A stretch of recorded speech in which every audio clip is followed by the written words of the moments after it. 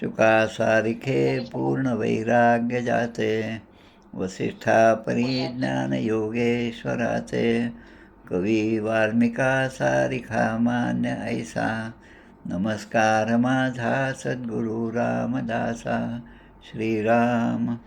मला वाटते अंतरी त्वा वसावे, तुझ्या दासबोधासी त्वा बोध व्हावे, अपत्यापरी पाववी प्रेमग्रासा, महाराज या सद्गुरू रामदासा. जय जय रघुवीर समर्थ. श्रीकृष्ण गोविंद हरे मुरारे, हे नाथ नारायण वासुदेव, प्रद्युम्न दामोदर विश्वनाथ, मुकुंद विष्णोर्भगवन् नमस्ते. सच्चिदानन्दरूपाय विश्वोत्पत्त्यादिहेतवे, तापत्रय विनाशाय श्रीकृष्णाय वयं नमः. कृष्णाय वासुदेवाय हरये परमात्मने, प्रणतक्लेशनाशाय गोविन्दाय नमो नमः. वसुदेवसुतं देवं कंसचाणूरमर्दनं, देवकी परमानन्दं कृष्णं वन्दे जगद्गुरुं. कृष्णकमलपत्राक्षं पुण्यश्रवणकीर्तनं, वासुदेवै जगद्योनिं नौमि नारायणं हरिं. कृष्णकृष्णेति कृष्णेति यो मां स्मरति नित्यशः, जलं भित्त्वा यथा पद्मं संसारात् उद्धराम्यहं. कृष्णाय वासुदेवाय देवकीनन्दनाय च, नन्दगोपकुमाराय गोविन्दाय नमो नमः. नमः पङ्कजनाभाय नमः पङ्कजमालिने, नमः पङ्कजनेत्राय नमस्ते पङ्कजाङ्ग्रे. गोपाल कृष्ण भगवान की जय. जय जय रघुवीर समर्थ. श्रीराम जय राम जय राम. श्री भगवानुवाच. ज्ञानं परमगुह्यं मे यद्विज्ञानसमन्वितं, सरहस्यं तदङ्गं च ग्रहाणगदितं मया. यावानहं यथा भावो यद्रूपगुणकर्मकः, तथैव तत्त्वविज्ञानमस्तु ते मदनुग्रहात्. अहमेवासमेवाग्रे नान्यद् यत्सदसत्परं, पश्चादहं यदेतच्च योगशिष्येत सोऽस्म्यहं. ऋतेऽर्थं यत् प्रतीयेत् न प्रतीयेत् चात्मनि, तद्विद्यादात्मनो मायां यथा भासो यथा तमः. यथा महान्ति भूतानि भूतेषु चावचेषु नु, प्रविष्टान्यप्रविष्टानि तथा तेषु न तेष्वहम्. एतावदेव जिज्ञास्यं तत्त्वजिज्ञासुनात्मनः, अन्वयव्यतिरेकाभ्यां यत्स्यात् सर्वत्र सर्वदा. एतन्मतं समातिष्ठ परमेण समाधिनः, भवान् कल्पविकल्पेषु न विमुह्यति कर्हिचित्. गोपाल कृष्ण भगवान की जय. दशमस्कंद उत्तरार्थ. जरासंध युद्ध द्वारका निर्माण 50व्यात केले कथन, भस्म झाला कालयवन, मुचुकुंद कथा 51. बलराम विवाह द्वारका गमन, रुक्मिणीचे पत्र पावला श्रीकृष्ण, त्याचा अध्याय 52. रुक्मिणी हरण 53. लग्न श्रीकृष्ण रुक्मिणीचे, पराभव शिशुपाल रुक्मीचे 54व्यात त्यांचे केले निरूपण. प्रद्युम्न जन्म वध शंभराचा 55वा त्याचा. जांबवती सत्यभामा कृष्ण विवाहाचा सेमंतकाचा 56वा.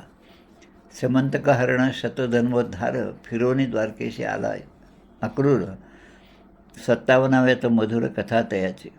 श्रीकृष्णाच्या अन्य स्त्रिया 58वा सांगितया, 16 सहस्र 100 जाया 59व्यात कृष्णाशी. श्रीकृष्ण रुक्मिणी संवाद 60वा. अनिरुद्ध विवाह 61वा. रुक्मी वध पुत्रयोग बरवा श्रीकृष्णाचा निवेदिला. उषा अनिरुद्ध मिलन 62. श्रीकृष्ण बाणासुर युद्ध 63. नृगराज कथा 64.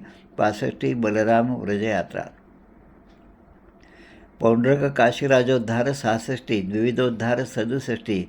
बलराम कोप सांब विवाह 68 वर्णिला श्रवणीय. कृष्ण ग्रहचर्या नारद पाही 69व्यात कथा ही. 70व्यात श्रीकृष्णाकडे येई दूत कैदी राजांचा.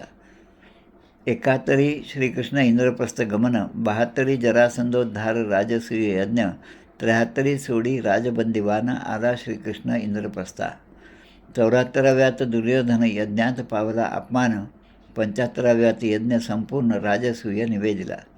शाल्व यादव युद्ध 76, शाल्वोद्धार 77, दंतवक्त्र विदुरथोद्धार 78, बलराम हस्ते सूतवध, बल्वलोद्धार बलराम यात्रा 79 सविस्तरा, सुदाम श्रीकृष्ण भेट मधुरा 80 वर्णिली, सुदाम्याची ऐश्वर्यप्राप्ती 81 कथाती, श्रीकृष्ण बलराम गोप गोपी भेटी 82, श्रीकृष्ण पट्टराण्यांशी द्रौपदी भेटली 83, वसुदेव यज्ञोत्सव 84, ज्ञानमाता पित्याशी 85, सुभद्राहरण मिथिलेत कृष्ण, जनक श्रुतदेवाशी दे दर्शन, एकदा अनेक रूपधारण 86, वेदस्तुती 87, शिवसंकटमोचन 88, भृगुद्वारा त्रिदेव परीक्षेशी 89 वर्णिले, मृत विप्र बालकाशी 89 आणि ऋषिकेशी निवेदिले 90 श्रीकृष्ण लीला विहार. गोपाल कृष्ण भगवान की जय. जय जय रघुवीर समर्थ. श्रीराम जय राम. चैत्र वद्य द्वादशी शके 1947 आज दशमस्कंदातील 84वा अध्याय आज आपल्याला पाहायचा आहे. आत्तापर्यंतच्या अध्यायाच्या मानाने हा बराच मोठा अध्याय आहे. जवळपास 71 श्लोक यामध्ये आहेत.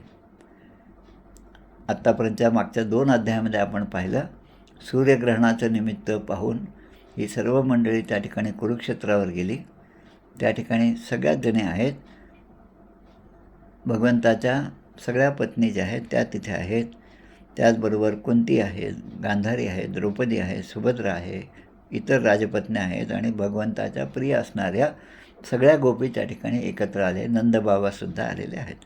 शुकदेव या ठिकाणी सांगत आहेत परीक्षिती राजाला, सर्वात्मा भक्त भयहारी आणि भगवान श्रीकृष्णांबद्दल त्यांच्या पत्नींनी सांगितलेला जो काही वृत्तांत असेल, त्यांचे जे सगळे लग्न कसं झालं हे यापासून ते भगवंतांनी केलेलं पराक्रम हे सगळं ऐकून सगळ्यांना खूप आनंद झाला.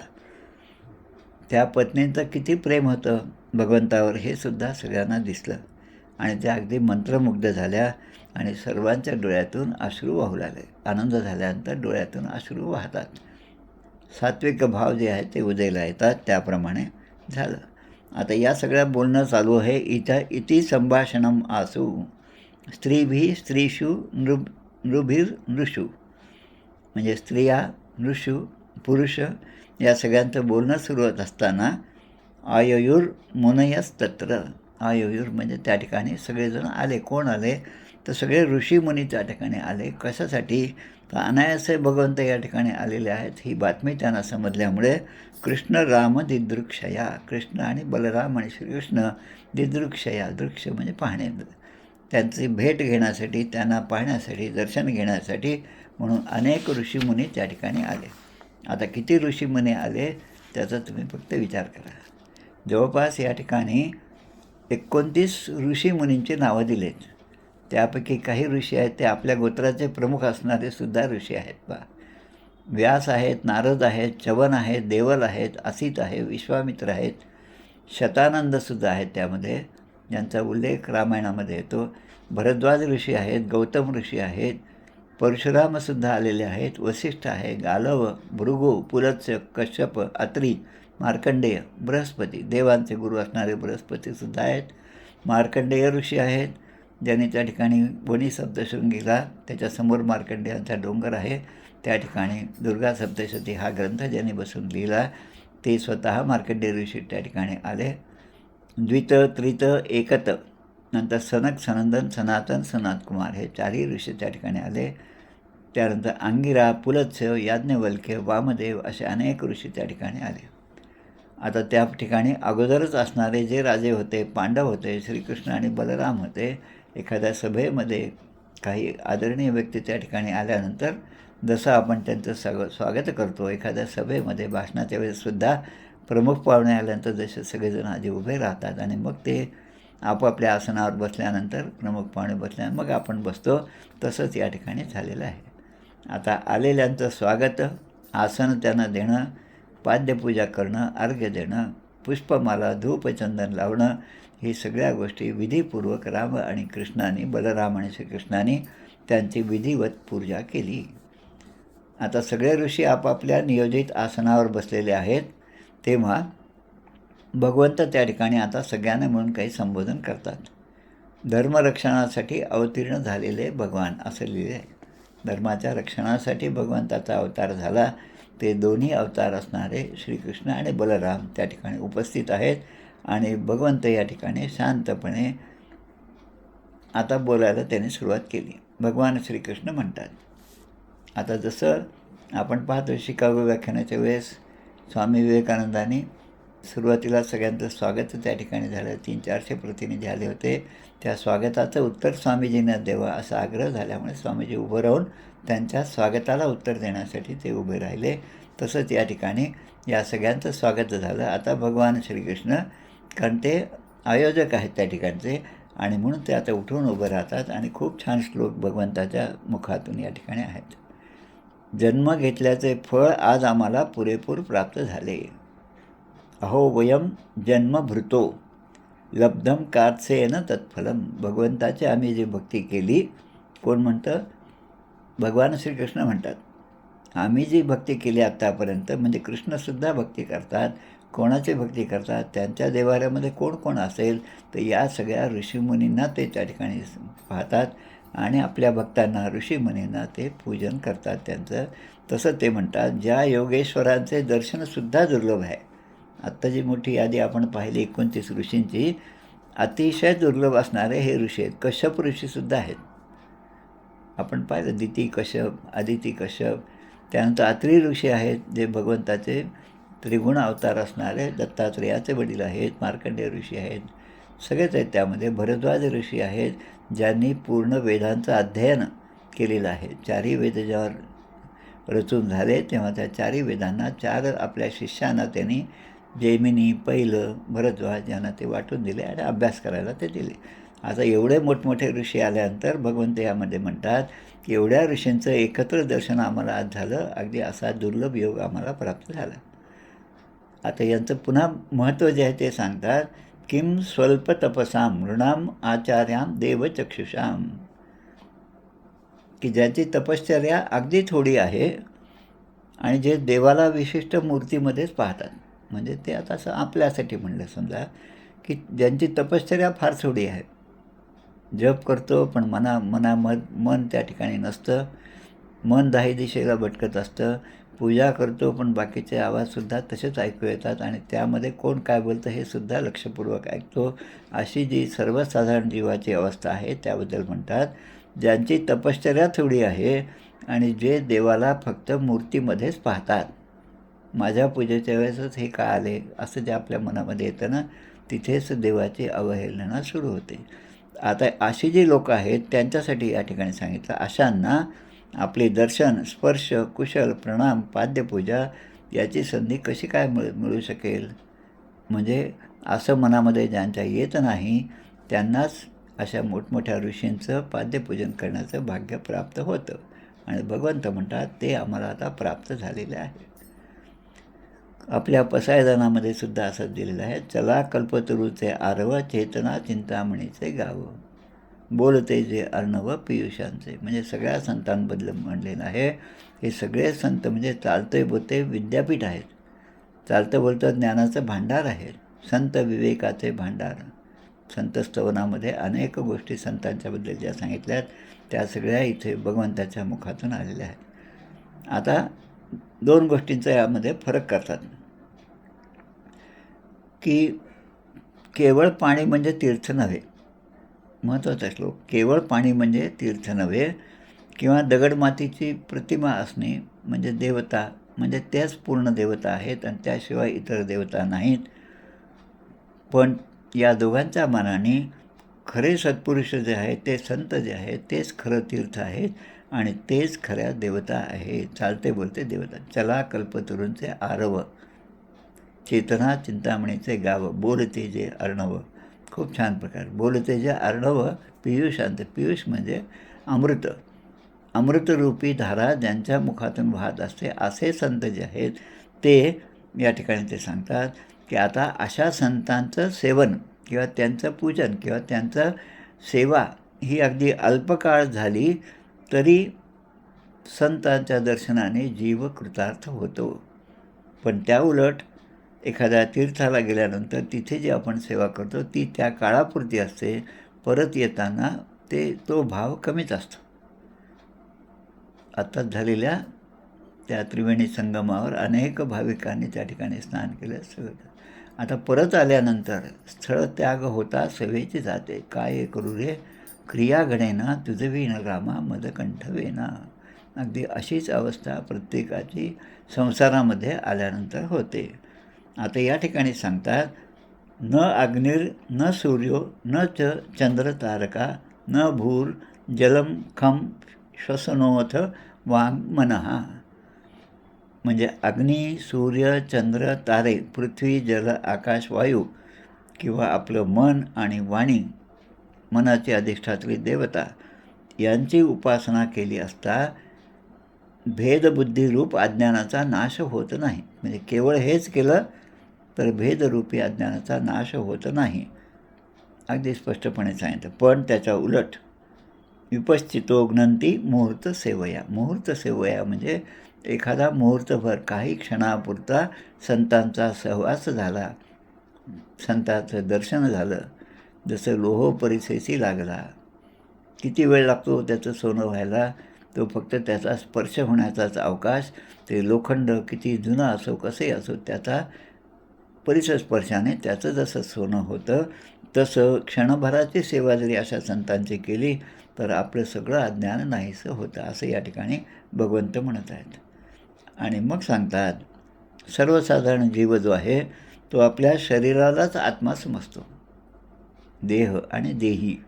देह म्हणजे आपला देह जो नाशिवंत आहे आणि देहीमध्ये त्यामध्ये असणारं भगवंताचं प्रतिबिंब जे आत्मरूपाने आहे. मग आत्म्याकडे जर आपण लक्ष दिलं तर शरीरावरचं प्रेम हळूहळू कमी होऊ लागतं. विवेके करावा नेटका आणि नेटकाकरिता फिका होत जातो. दासबोधाचेच होय.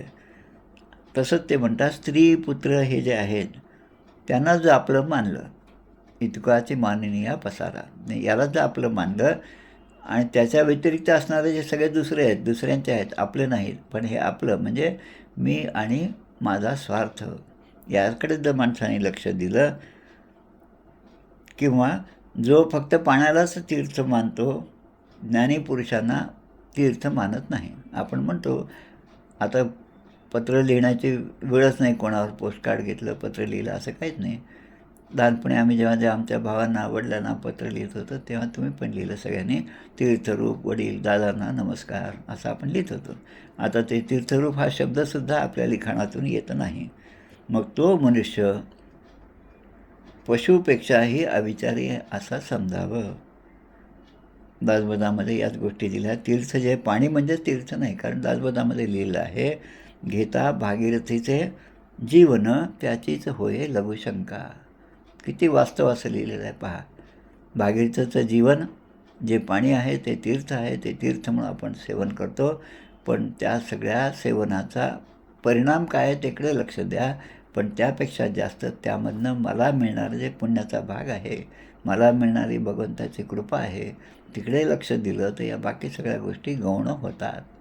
म्हणून बरेच जण सांगतात पंढरपूरला गेल्यानंतर 3 गोष्टींचं स्मरण त्या ठिकाणी झालं पाहिजे.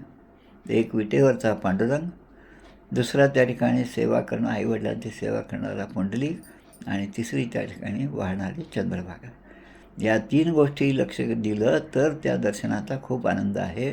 ते सोडून आम्ही एवढं कुंकू घेतलं पण ते खराबच निघालं, फुलं घेतले पण ते शिळेच निघाले, इकडे जो लक्ष देईल त्याला भगवंताच्या दर्शनाचा आनंद होत नाही.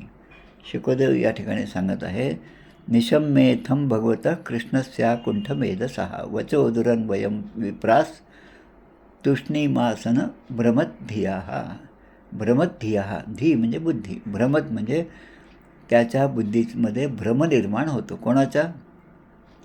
आता जे अखंड ज्ञानसंपन्न भगवान श्रीकृष्णाचं हे सगळं बोलणं ज्याने ऐकलं ते सगळे ऋषी ऐकत होते आणि ऋषीसुद्धा स्तब्ध झाले. बऱ्याच जणांना भगवंत काय बोलत आहेत हे सुद्धा समजलं नाही. म्हणजे त्यांच्या बुद्धीमध्ये सुद्धा थोडासा भ्रम निर्माण झाला. चिरम विमृश्य मुनय ईश्वरस्येषित अव्यताम. पुष्कळ वेळपर्यंत त्यांनी विचार केला आणि मग लक्षात आलं की हे भगवंत जे आहेत ते इतर जीवाप्रमाणे असं बोलत आहेत, पण हे त्यांचं बोलणं हे लोकशिक्षणासाठी आहे. यद्यत आचरती श्रेष्ठ तत्तद्देवे तरोजनः स यत् प्रमाणं कुरुते लोकस्तदन वर्तती. हा गीतेमधला श्लोक लक्षात घेऊन भगवंत या ठिकाणी सगळ्या ऋषीमुनींना उपदेश करत होते.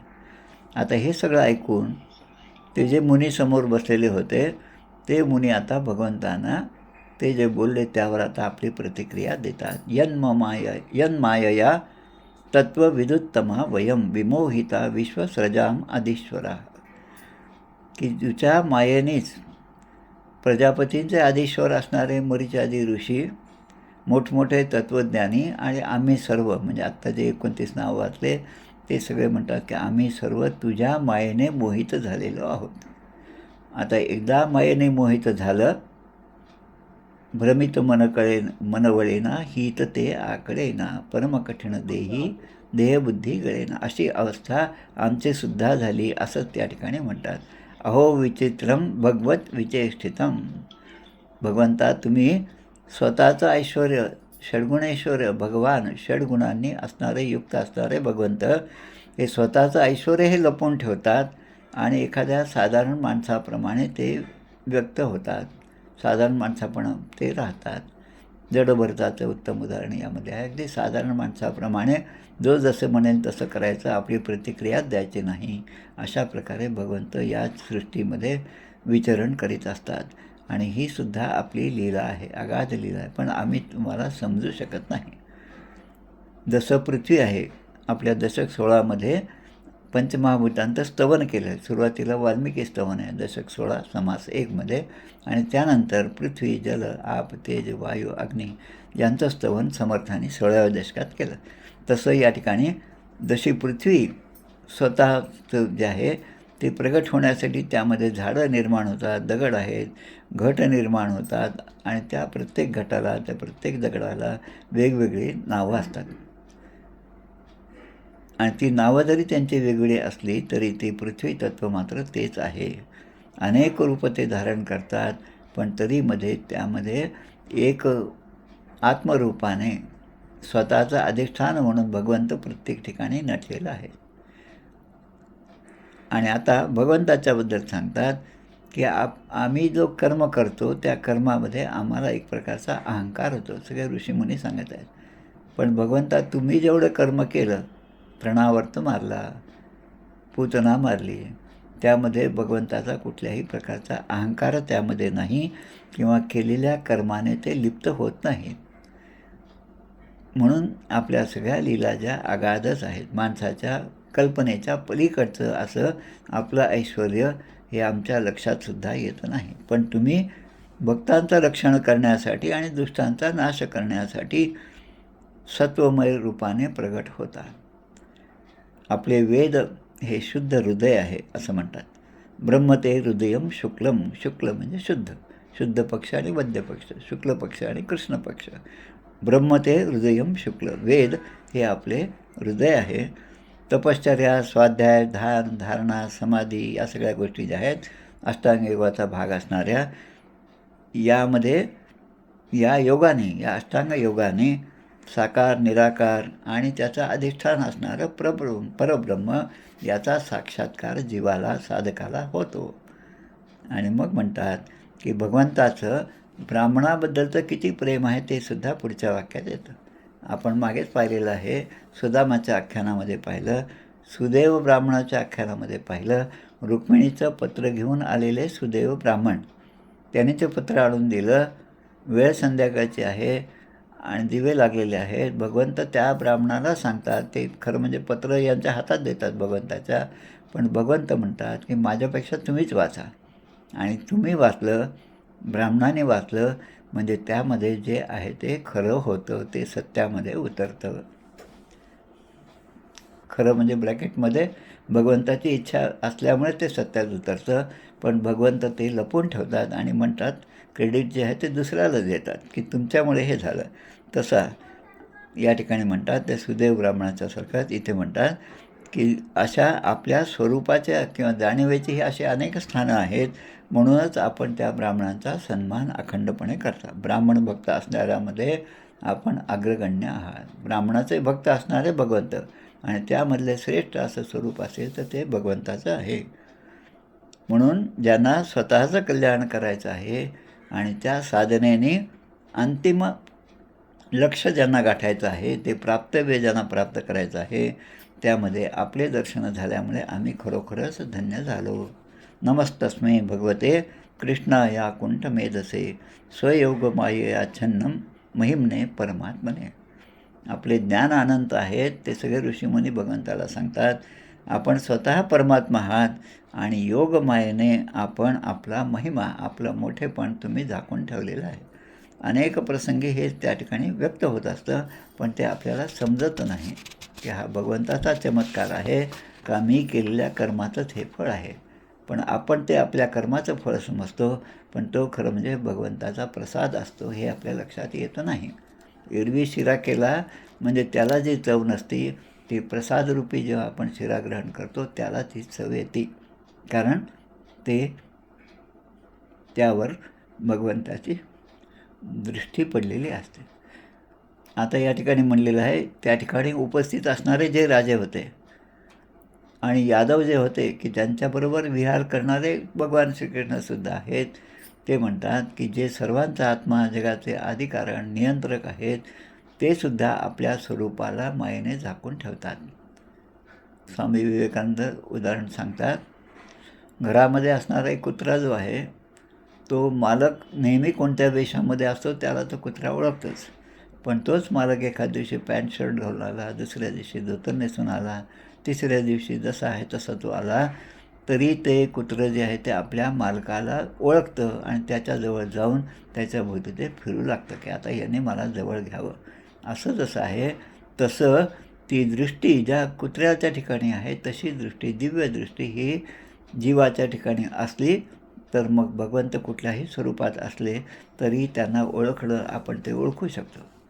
मग या ठिकाणी दिलं आहे की माणूस स्वप्न पाहतो, स्वप्नामधील दिसणारे पदार्थ खरे वाटायला लागतात आणि मनाने जाणवणारे नाममात्र शरीर हे सुद्धा खरं वाटायला लागतं आणि त्यावेळी आपले जागृत शरीर मात्र जाणवत नाही. म्हणजे मी कोण आहे हे विसरतो माणूस.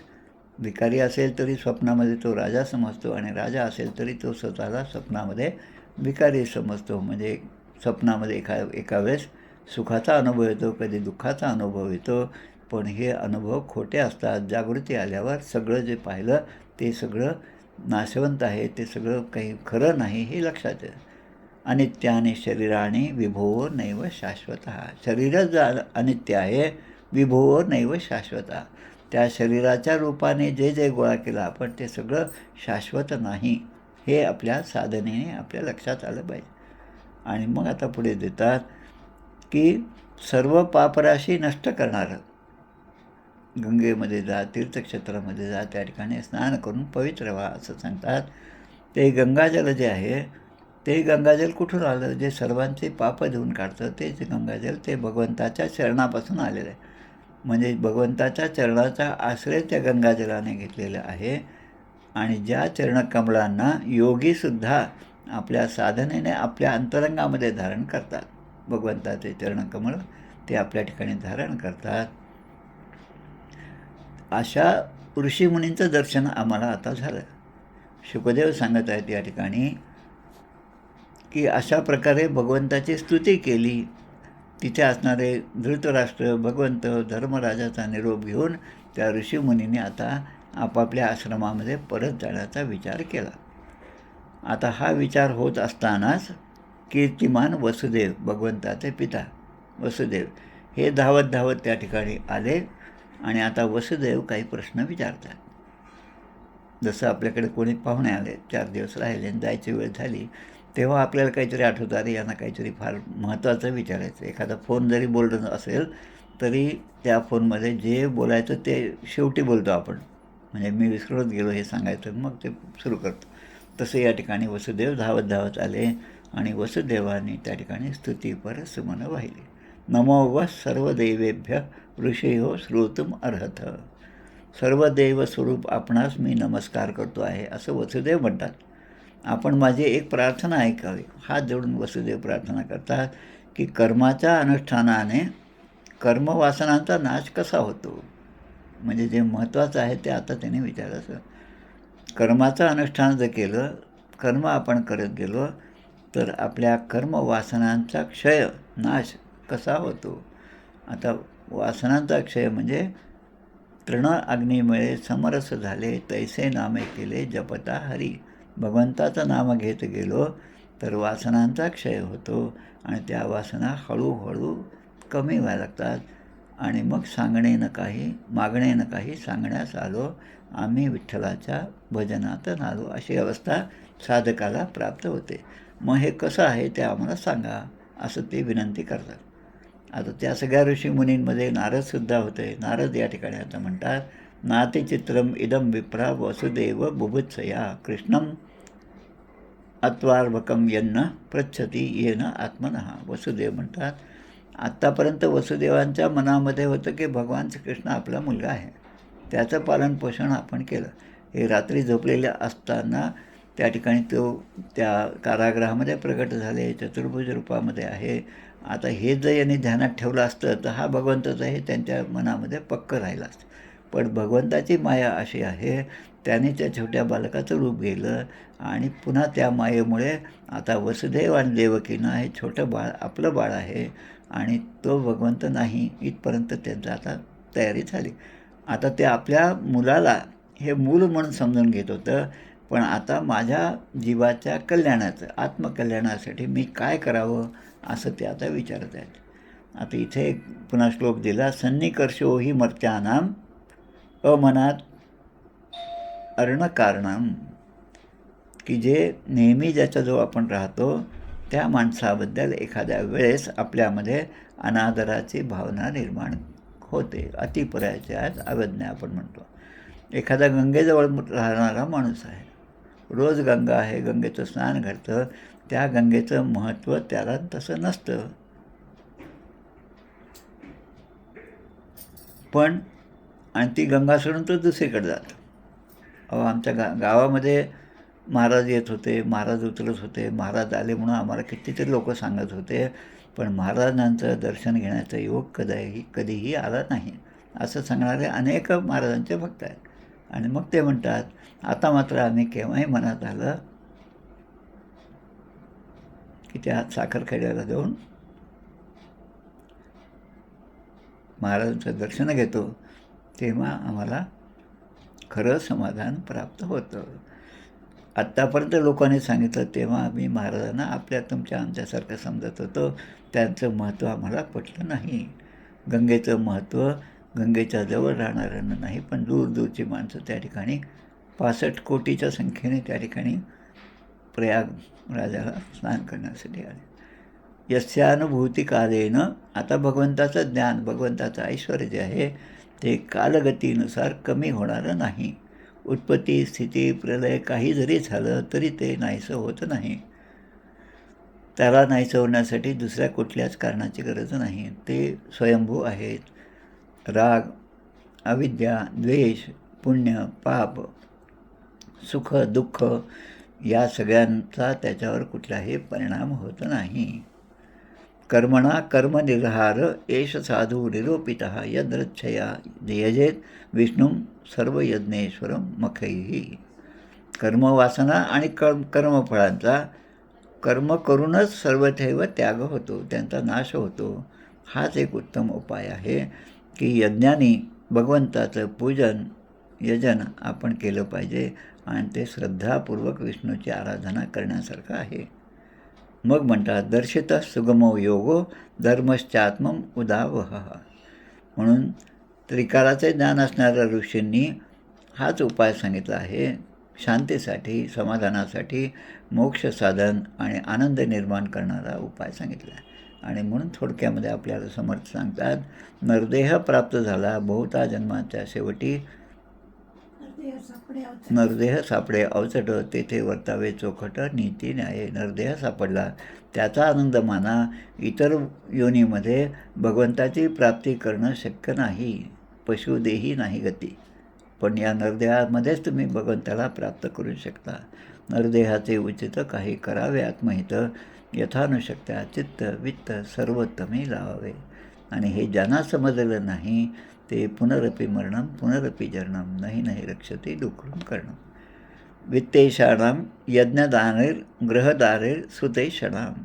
विवेकी पुरुषाने यज्ञ दान इत्यादी केलं पाहिजे. धनाची इच्छा आपली हळूहळू कमी व्हावी. धनाची इच्छा म्हणजे जास्तीत जास्त धन आपल्याला मिळावं अशी ज्याची इच्छा असेल त्यांनी त्या धनाचा विनियोग इतरांना देण्यासाठी करावा.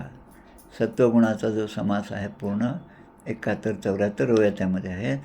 तर सत्वगुण कशाला म्हणता हे त्यांनी त्या ठिकाणी दिलं. ज्या ठिकाणी चांगलं कार्य होत असेल तिथे आपल्या पैशाचा विनियोग झाला पाहिजे. तो पैसा आपण त्या ठिकाणी दिला पाहिजे. आता उद्या आपल्या वेणास्वामींची पुण्यतिथी आहे. तेर इथे असणारे आमचे गोरा कुंभार आहेत त्यांचीसुद्धा आहे पुण्यतिथी. अशी जी मंदिरं आहेत, अशी जे स्थानं आहेत ज्यांना पार्श्वभूमी आहे, जिथे भगवंताचा निवास आहे, त्या ठिकाणी माझ्यातर्फे मी काहीतरी केलं पाहिजे. नरदेहाचे उचित काही करावे आत्महित करण्यासाठी यथानुशक्त्या जेवढं असेल तेवढं. आमचे ब्रह्मानंद महाराज दुसरीकडे राहायचे आणि आमचे गोंदलेकर महाराज गोंदलामध्ये राहायचे. सकाळी तेव्हा जे झोपेतनं उठले तेव्हा त्यांचे सेवक त्या ठिकाणी त्यांचं ते चादर अंथरून काढण्यासाठी गेले. तेव्हा महाराजांच्या पायाशी 2 चांगली टवटवीत फुलं त्यांना दिसली आणि त्यांना आश्चर्य वाटलं की अरे आम्ही तर रोज पहिल्यांदा आम्ही इथे येतो, मग ही फुलं कोणी वाहिली? महाराजांनी लगेच उत्तर दिलं, तो ब्रह्मानंदच असेल म्हणे, तोच हे काम करू शकतो. म्हणजे अशा रीतीने संतांची सेवा जर घडली तर मग त्या नरदेहाचं उचित आहे असं समजा. आता ते म्हणतात ब्राह्मण क्षत्रिय आणि वैश्य तिन्ही दिलेत. ब्राह्मण क्षत्रिय आणि वैश्य ह्या तिन्हींसाठी ऋणच आहेत. कुठले ऋण? द्विज, देवता, ऋषी आणि पितरांचं ऋण. हे 4ही ऋणातून मुक्त व्हावे लागतात. आता त्यासाठी काय? यज्ञ, अध्ययन आणि संतान प्राप्ती हे झालं तर आपण या ऋणातून मुक्त होऊ शकतो. आणि यातून मुक्त झाल्याशिवाय जो संसाराचा त्याग करतो त्याचे पतन होते. आता उदाहरण घ्यायचं म्हणजे आमचे स्वामी वरदानंद भारती म्हणजे अनंतराव आठवले डॉक्टर. सज्जनगडावर एक सेवेला असणारे श्री अरविंदजी अभ्यंकर अनेक वर्षापासून ते त्या ठिकाणी आहेत. 40 वर्षापासून आम्ही त्या ठिकाणी जातो, दर्शनं घेतो. तेव्हा त्यांची भेट होती. ते आम्हाला एकदा सांगत होते, मी चांगल्या नोकरीवर होतो, मग मला पेन्शन मिळाली. पेन्शन माझ्या पत्नीला मी देऊन टाकली, बरोबर तिच्या नावाने ते जमा होत असते. आता माझा घरचा काही संबंध नाही. म्हणजे या सगळ्या ऋणातून मी मुक्त झालो आणि मग संसाराचा त्याग केला आणि समर्थांच्या सेवेमध्ये मी या ठिकाणी आलो. असा जो आहे त्याचं कधीही पतन होत नाही. तो ऊर्ध्वं गच्छन्ति सत्वस्था मध्ये तिष्ठन्ति राजसः. वरदानंद भारती ते पण ते सांगतात. चांगले कॉलेजचे प्रिन्सिपॉल होते. मोठे सत्कार त्यांचे झाले. खूप मोठं त्यांचं कार्य आहे. स्वतः ते संन्यास ग्रहण केला आणि ते संन्यास ग्रहण केला. त्यांना काही जणांनी प्रश्न विचारले. संन्यास झाल्यावर सुद्धा भारताच्या सुरक्षेबद्दल, भारतामध्ये होणारं जे युद्ध आहे त्याच्याबद्दलसुद्धा तुमच्या मनामध्ये विचार का असतात? तुम्ही तर संन्यास ग्रहण केला. ते म्हणतात की मी संन्यास ग्रहण केला ही गोष्ट झाली, पण मूळतः मी भारतीय आहे आणि ही भूमी म्हणजे मला माते समान आहे. म्हणजे ते माझं आद्य कर्तव्य आहे. आणि त्या दृष्टीने त्यांचं खूप छान असे वचनं जे आहेत ते सुद्धा आपल्याला वाचायला मिळतात. त्वं तद्य मुक्तो दौभ्याम वै ऋषी पित्रोर महामते. वसुदेवांना सांगतात, ऋषी आणि पितरांच्या ऋणातून तुम्ही मुक्त झालेलाच आहात. आता एकच ऋण राहिलं ते देवऋण आहे आणि देवऋणातून मुक्त होण्यासाठी यज्ञ करणे. आता यज्ञ म्हणजे आता जसा यज्ञाची आपल्यामध्ये कल्पना आहे ती यज्ञाची विधी आहे, समिधा आहे, त्या टाकावं लागतात. तूप पाहिजे, बऱ्याच काही गोष्टी पाहिजेत, मंत्र पाहिजे, हे सगळं यज्ञच आहे. पण आपल्यासाठी प्रत्येक कर्म हे यज्ञ. म्हणून त्या ऋणातून मुक्त होण्यासाठी प्रत्येक कर्म आपण त्या भावनेने केलं आणि मग जसं आत्मदेवाच्याबद्दल सांगितलं की भागवत महात्म्यामध्ये आत्मदेवाचं कथन येतं. सगळा संसार झाला, पण त्या गोकर्णाने त्यांना चांगला उपाय सांगितला की आता तुम्ही यातून मुक्त व्हायचं असेल तर दशमस्कंधाचा पाठ करावा आणि मग तुम्ही मुक्त व्हाल. जसं या ठिकाणी वसुदेवाला हे सांगतात की आपण परमभक्तीने भगवंताची आराधना पूर्वी केली. पूर्वीचं त्यांचं हे सांगतात, जन्म सांगतात, पुरुषणी आणि सुतपा. त्यावेळेस तुम्ही जे माझी निष्ठेने आराधना केली, जप केलं, त्याचा परिणाम म्हणून पुत्ररूपाने मी तुमच्याकडे जन्म घेतलेला आहे. म्हणून वसुदेवानं म्हणतात की भगवंताने तुमच्या पोटी जन्म घेतला, यातच तुमची सगळी आराधना जी आहे ती फळाला आली. शुकदेव सांगत आहेत या ठिकाणी की आता यज्ञच करायचा, म्हणून ऋत्विजच पाहिजे यज्ञासाठी. म्हणून जे ऋषीमुनी आले त्यांनाच त्या ठिकाणी वसुदेवाने विनंती केली की आता ऋत्विज म्हणून तुमचीच योजना मी करत आहे, तुम्ही आता राहून या ठिकाणी हे सगळे यज्ञ संपन्न करावे. आता यज्ञाचा अधिकार मिळाल्यानंतर वसुदेव स्वतः त्यांच्या पत्नी, त्या पत्नींचं सुद्धा या ठिकाणी एका श्लोकामध्ये आकडा दिलेला आहे. 18 पत्न्यांचं त्यांचं नावं नाहीत पण दिले. देवकीसह त्या सगळ्यांनी त्या ठिकाणी उत्तम स्नान अलंकार धारण केले आणि यज्ञासाठी मृगचर्म धारण केलेले वसुदेव, त्यांच्या पत्नी हे सगळे त्या यज्ञाच्या ठिकाणी आले. अनेक ऋत्विज सभासद हे त्या ठिकाणी आलेले आहेत. स्वतः बलराम, श्रीकृष्ण हे सुद्धा त्या ठिकाणी आहेत. वसुदेवांनी 6 प्रकारचे यज्ञ या ठिकाणी केले. त्यांची नावं या ठिकाणी दिली: ज्योतिष्ठोम, दर्श, पूर्णमास, प्राकृत यज्ञ, सौरयज्ञ, वैकृत यज्ञ, अग्निहोत्र असे यज्ञ त्यांनी केले. आणि त्या यज्ञांच्याद्वारे द्रव्य, ज्ञान आणि क्रिया यांचे अधिपती असणाऱ्या भगवंताची आराधना केली. आणि यज्ञाच्या नंतर जे अवशिष्ट आहे, जो प्रसाद आहे, तो प्रसाद सगळ्यांना त्याने वाटून दिला. ब्राह्मणापासून अगदी कुत्र्यांपर्यंत सुद्धा सर्वांना भोजन दिले, सर्वांना संतुष्ट केले. त्यावेळेस त्यांचे बांधव, पत्नी, पुत्र, अनेक राजे, विदर्भ, कौशल, कुरु, संजय, काशी, केकय हे सगळे त्या ठिकाणी आले. आता भगवंतानी भगवंताचा निरोप घेतला आणि यज्ञाच्या सगळ्या त्या प्रशंसा करीत सगळेजण आपापल्या आश्रमामध्ये निघून गेले. तिथे कोण कोण होतं? धृतराष्ट्र, विदुर, पांडव, भीष्म, द्रोणाचार्य, कुंती, नारद, वेदव्यास, इतर सगळे सोयरे हे सगळे त्या ठिकाणी आलेले होते. आता या ठिकाणाहून एक जण निघून चाललं. साहजिकच प्रत्येकाला आत्तापर्यंत जे दिवस गेले त्याचा आनंद वाटत होता, पण आता वियोग होत आहे त्याचं दुःखसुद्धा झाले. नंदस्तु सह गोपालैर बृहत्या पूजयार्चितः कृष्ण रामोग्रसेन वात्सित बंधू वत्सला. बलराम आणि श्रीकृष्ण, उग्रसेन, नंदबाबांच्यासह सर्व गोपांचा उत्तम वस्तू देऊन सत्कार केला आणि ते काही काळ त्या ठिकाणी राहिले.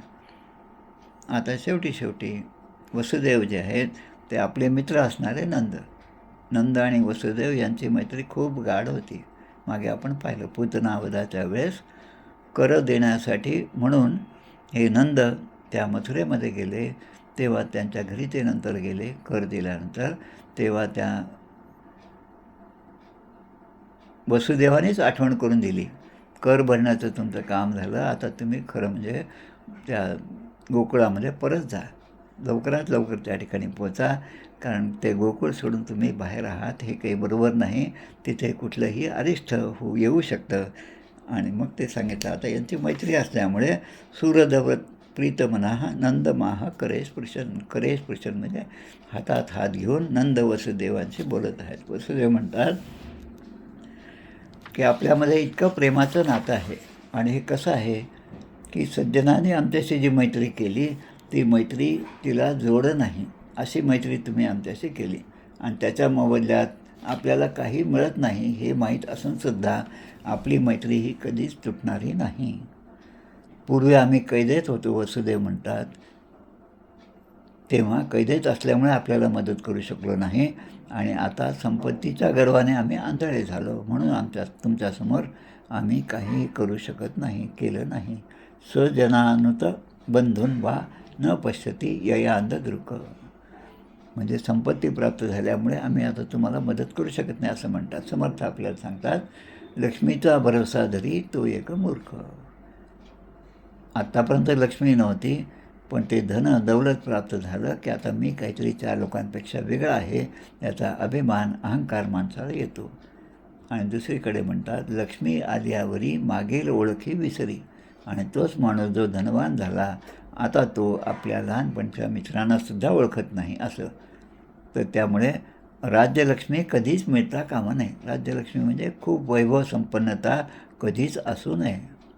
आमचे गोंधळकर महाराज म्हणतात, प्रापंचिक माणसाला किंवा नाम घेणाऱ्याला प्रपंचामध्ये 4 लोकांमध्ये चांगलं साधेलसं असं दिसावं, आपला संसार सुखाने चालावा, लहान मुलांचं संगोपन आपल्याला चांगल्या प्रकारे करता यावं, एवढा पैसा मिळाला तरी तो धनवान आहे. पण जेव्हा भगवंत त्यापेक्षा जास्त पैसा आपल्याला देतो, तेव्हा तो पैसा भगवंत यासाठी देतो की याची आता परीक्षा घ्यायची आहे. म्हणजे अधिक पैसा असणं हे भगवंत आपल्याला आपली परीक्षा घेत आहेत हे लक्षात आलं पाहिजे. शुकदेव सांगत आहेत की वसुदेव या सगळ्या बोलण्याने अगदी सदतीत झाले आणि नंदाची मैत्री आठवून त्यांच्या डोळ्यातून अश्रू येऊ लागले. आपल्या मित्राला प्रसन्न करण्यासाठी रामकृष्णांच्या प्रेमामुळे अजून काहीतरी दिवस तुम्ही राहावा असा ते आग्रह करतात. आणि मग पुढे नंद त्या ठिकाणी वसुदेवांच्या बरोबर 3 महिने राहिले असं त्या ठिकाणी सांगितलं.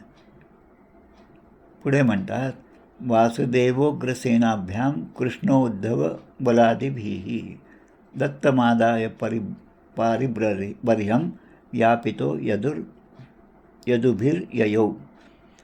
वसुदेव, उग्रसेन, कृष्ण, बलराम, उद्धव यांनी दिलेल्या भेटी घेऊन, जे काही प्रेमाने भेट दिली, काय वस्तू असतील, जे काय असेल ते सगळं घेऊन नंद तिथून मग आपल्या व्रजाकडे निघाले.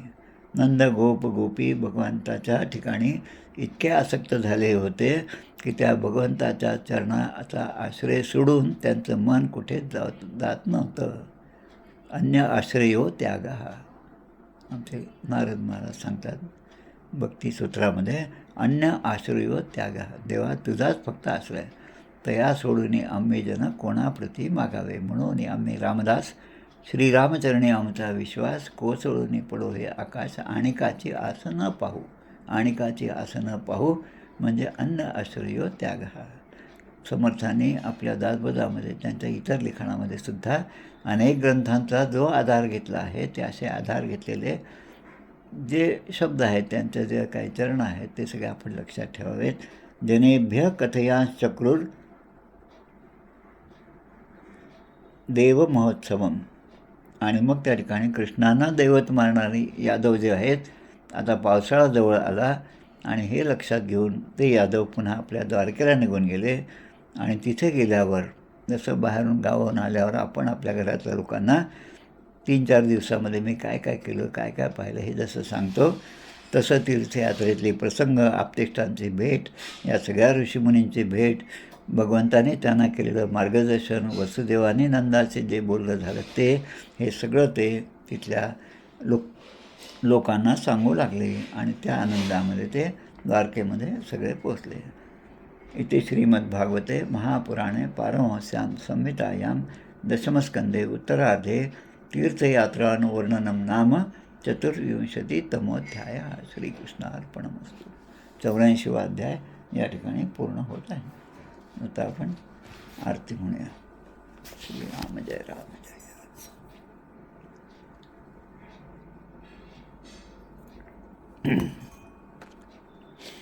जय हो जय श्री भागवता, आरती करी तुझ भगवंता. जय हो जय श्री भागवता, आरती करी तुझ भगवंता. श्री शुकमुनीने परम भक्तीने नाना परीने गायले जा हरिचरिता. आरती करी तुझ भगवंता.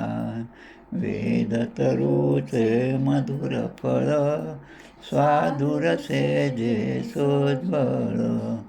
आत्माराम मुनी अचळ सेवुनी करीती जन सफळ महापर्वणी आली अवनी की अगहरणी भवजल तरती पतिता आरती करी तुझ भगवंता येथे व्यासांची वाणी सार्थक हरिगुण गावोने शास्त्र पुराणी मुकुटमणी परम प्रेमामृत जननी सहज सेविता भाविक भक्ता उदारदाता मोक्ष तत्वता देहाता आरती करी तुझ भगवंता गमते तणु मानस तीर्थ द्वादश